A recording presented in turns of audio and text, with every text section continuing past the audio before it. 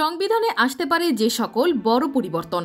অন্তর্বর্তী সরকারের গঠিত বেশ কয়েকটি সংস্কার কমিশন নতুন প্রস্তাব নিয়ে কাজ শুরু করেছে।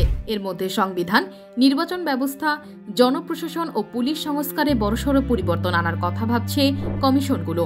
বর্তমান সংবিধান একজন প্রধানমন্ত্রীকে স্বৈরাচারী করে তুলতে পারে, তাই সংবিধানে ঢেলে সাজানোর পরিকল্পনা করছেন তারা। নির্বাচন নিয়ে সংকট কাটাতে নির্বাচন কমিশনার নিয়োগ আইন পরিবর্তন, স্থানীয় নির্বাচনে দলীয় প্রতীক বাদ, প্রবাসীদের ভোট দেওয়ার বিধান চালু, ইভিএম বাতিল সহ বেশ কিছু আইনে পরিবর্তনের উদ্যোগ নেওয়া হচ্ছে।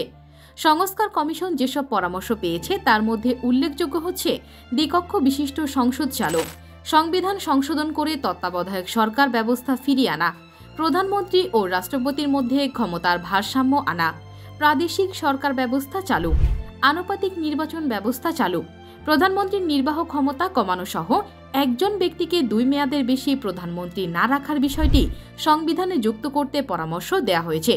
সংবিধান সংশোধন প্রস্তাবের সঙ্গে আপনি কি একমত?